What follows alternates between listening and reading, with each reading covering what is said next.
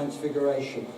Und nach der Verklärung haben wir, wie dann ein Junge befreit wird von den Dämonen.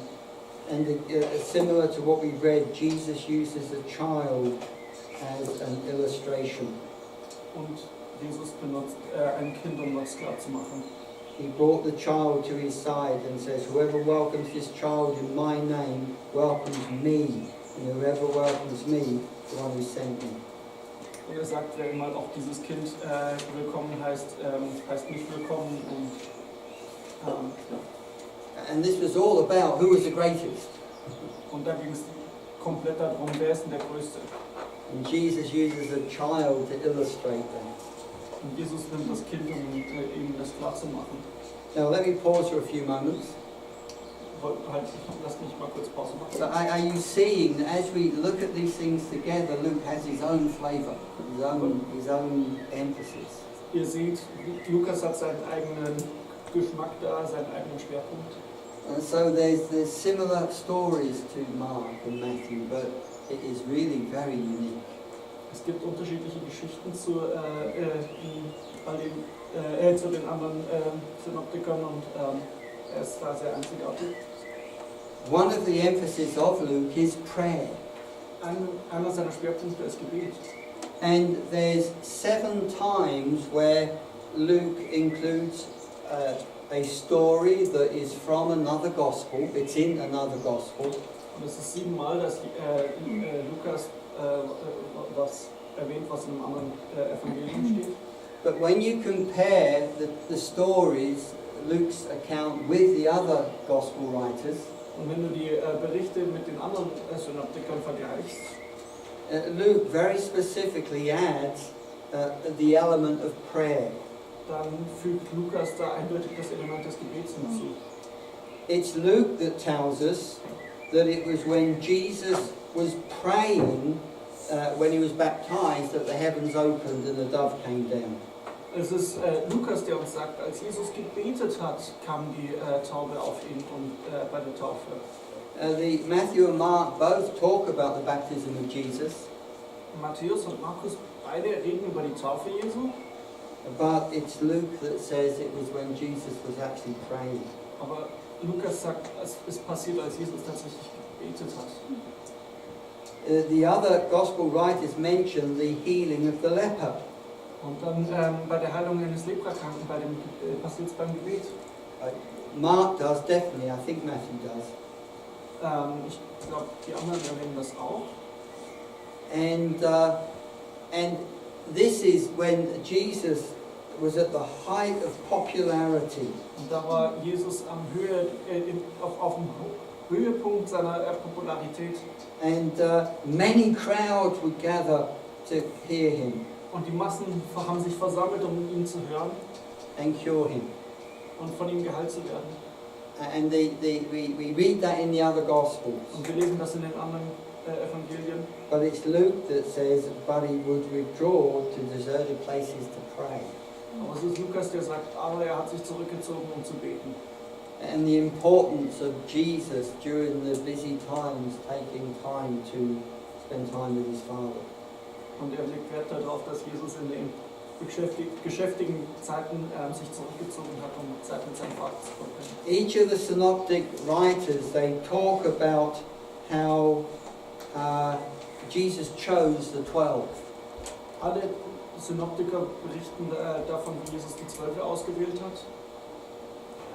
But it's Luke who tells us that Jesus has spent all night in prayer.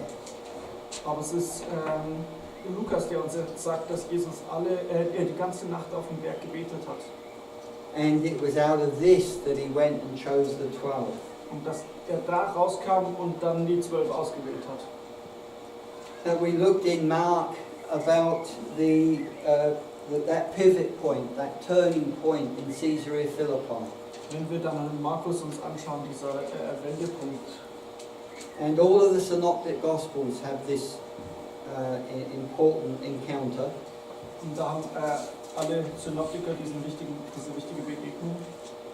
And but it's actually Peter. It's Luke that tells us that Jesus was praying at that time. Und es ist Lukas, der uns sagt, dass dass Jesus hier am Beten war. Chapter 9, verse 18. 9:18. Once when Jesus was praying alone with only his disciples, he asked the question, who do the crowd say that I am? In the German it doesn't say it. Is that missing? It is missing. It doesn't mention prayer in that verse. Maybe it's later. No, the verse is the same. Everything else is mentioned but no prayer. Luther. Is it Luther? Is that It's Mr. not Luther, it's the Oh yeah. wash down. The wash down. Send it down smoothly and All right, so I'm not able Nothing to. that you can I'm not able to distinguish respond from to that phenomenon, but yeah. Happens. it seems that at least something he was praying. Ja, also im Englischen heißt es, dass er da gebetet hat. Heißt es da, dass er gebetet hat. So war das. 9 Vers 18. And likewise, we get in the other Gospels this time when Jesus was on the mountain with the three disciples and he was transfigured. Und dann bei der Verklärung, als er mit den 3 Jüngern oben war, And he was spending time with Elijah and Moses. als er Zeit mit Elia und Moses verbracht hat. And it's Luke that tells us that happened when Jesus was praying. Und Lukas erwähnt, dass es passiert, als Jesus am Beten war. While he was praying, the appearance of his face changed. Er hat gesagt, als er am Beten war, hat sein Gesicht sich verändert. Oder seine Erscheinung. When we have the Lord's Prayer, Als wir das Vaterunser haben, this is not recorded in Mark, das ist in Markus gar nicht erwähnt, but it's recorded in Matthew. aber in Matthäus. And it's Luke that tells us that this teaching came out of the fact that he was praying. Und es kommt dann hier raus, dass aus dem Faktum, dass Jesus am Beten war. The disciples were observing him, Haben ihn beobachtet, die Jünger. and he said to them, please teach us to pray. Und die haben gesagt, doch, lehre du uns doch zu beten. And finally, this group, Peter's betrayal. Und dann als Petrus ihn betrügt. And it's very specific that Jesus says, I have prayed for you that your faith will not fail. Und das steht dann da, dass Jesus sagt, ich habe für dich gebetet, dass dein Glaube nicht endet. And so one of the marvelous emphasis of Luke is the place of prayer. Und dieser Ort des der Wert des Gebetes ist in Lukas nochmal anders erwähnt. We've already spoken about 2 unique parables. Wir haben schon über 2 einzigartige Gleichnisse geredet. The friend coming at midnight and the widow and the judge. Der Freund, der um Mitternacht kommt und die Witwe und mit dem Richter. And they're both making the same point, and that is persistence in prayer. Und die kommen beide auf denselben Punkt, nämlich im Gebet anhaltend zu sein. And only in Luke did, as we just seen, Jesus prayed for Peter and also told his disciples to pray in Gethsemane, the Garden of Gethsemane. Und nur im Lukas-Evangelium sagt Jesus auch den Jüngern, dass sie beten sollen.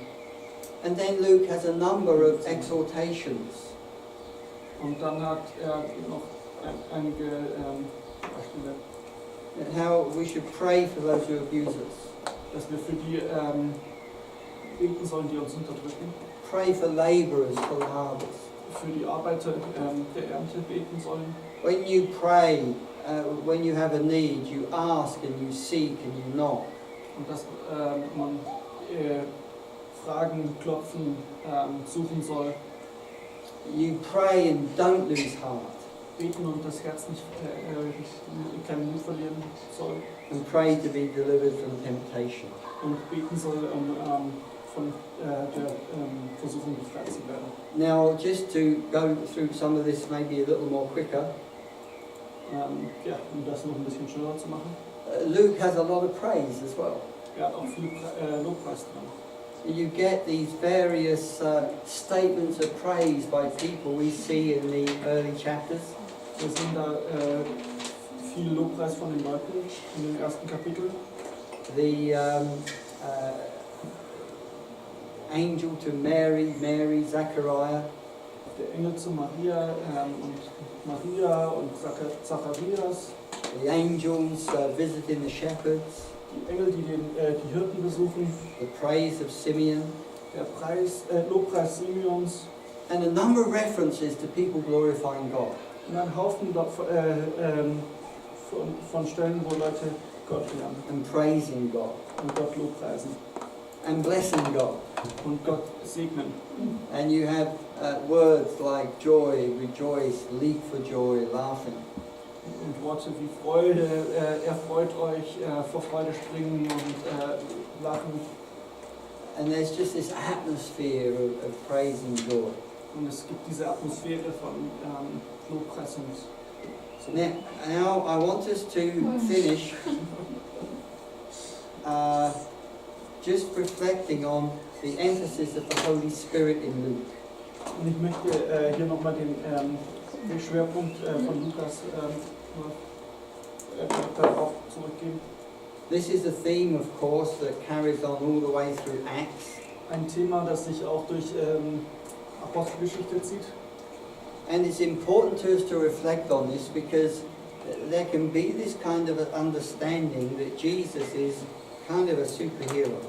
Und es ist wichtig, dass wir das verstehen, weil es ein bisschen sich so anfühlen kann, als ob Jesus ein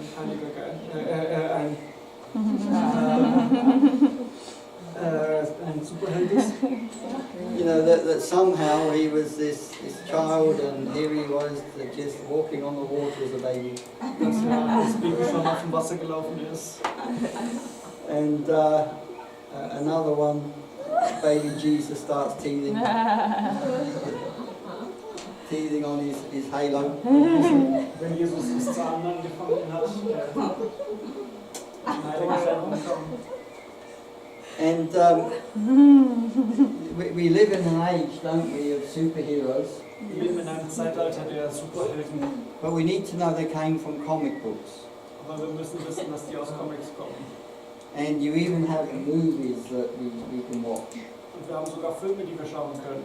And the marvelous thing about a movie, you can do anything. Und das Marvel-Ding, das unglaubliche Ding der Filme, dass die alles tun können. So you get these superheroes talking. Und wir haben die Superhelden, die reden. So what are your powers?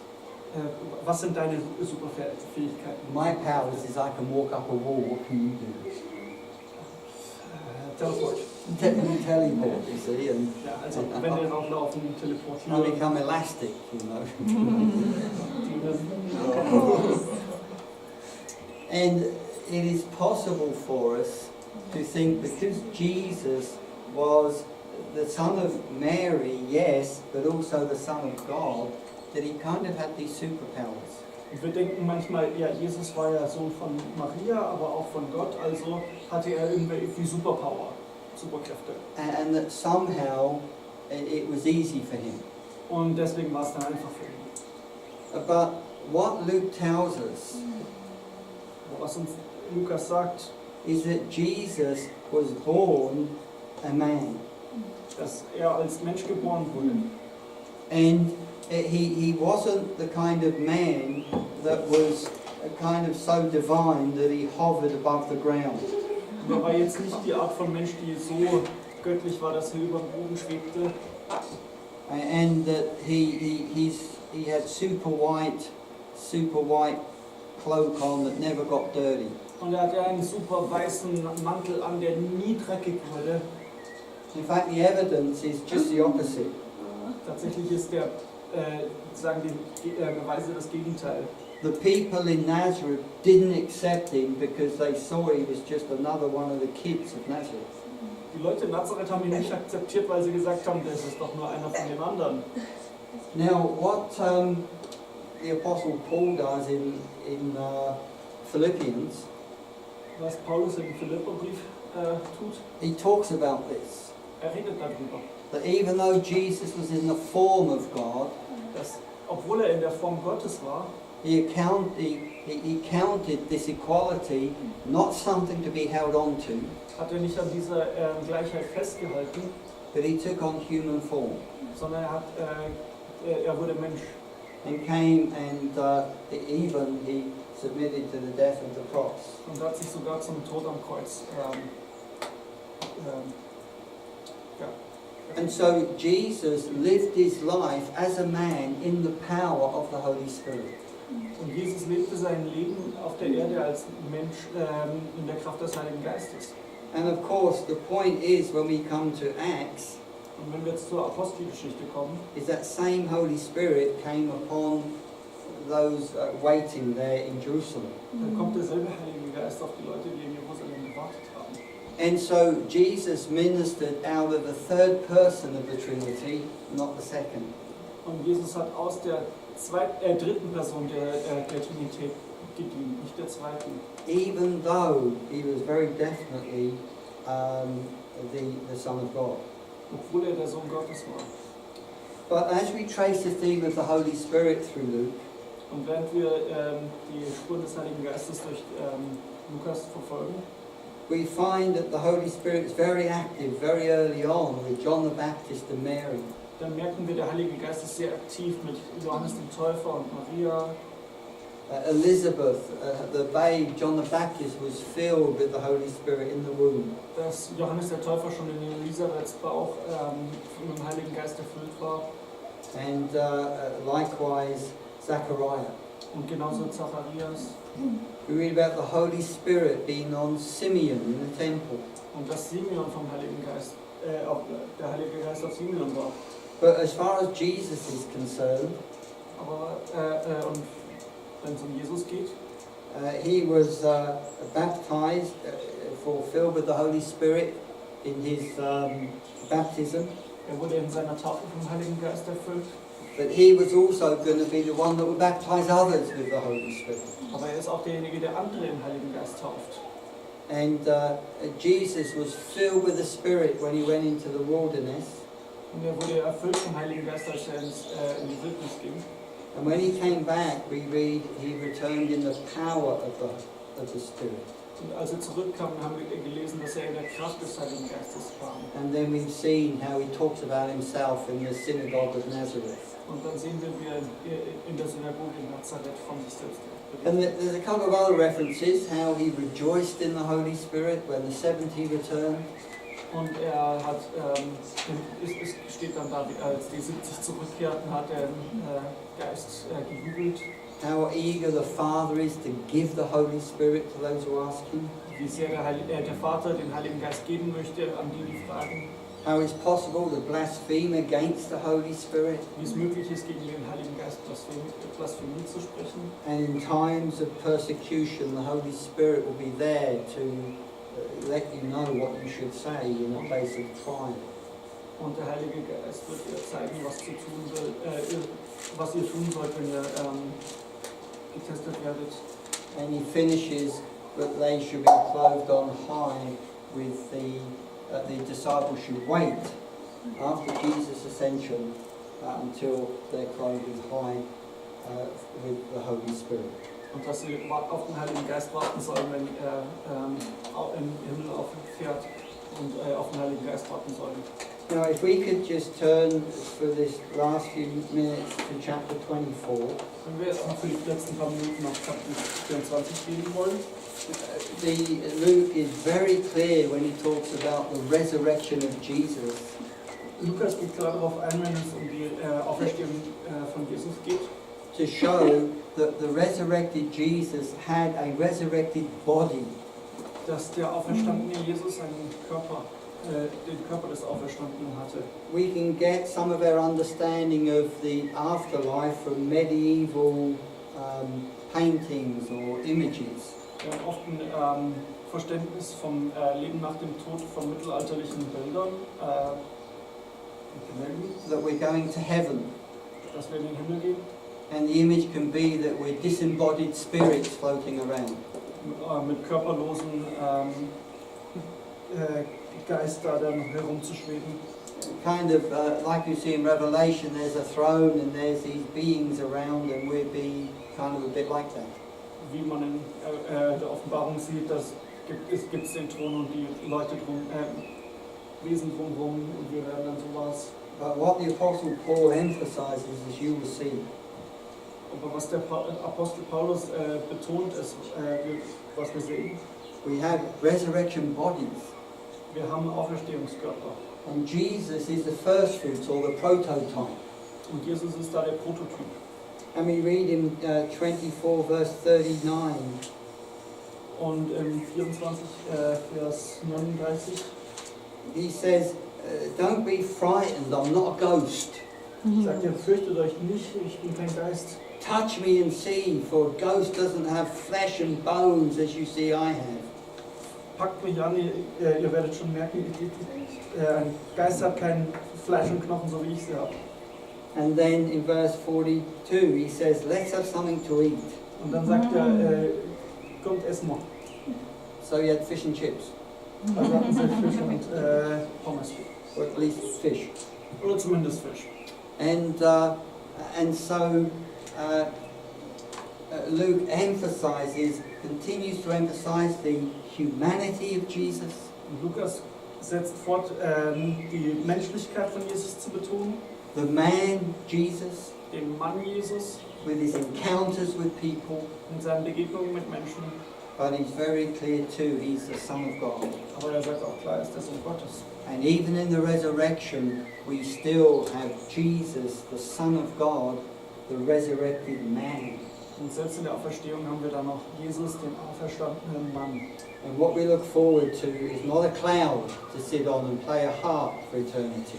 Und wir schauen jetzt, erwarten nicht, dass wir auf einer Wolke sitzen werden und da Harfe spielen, But a new heaven and a new earth.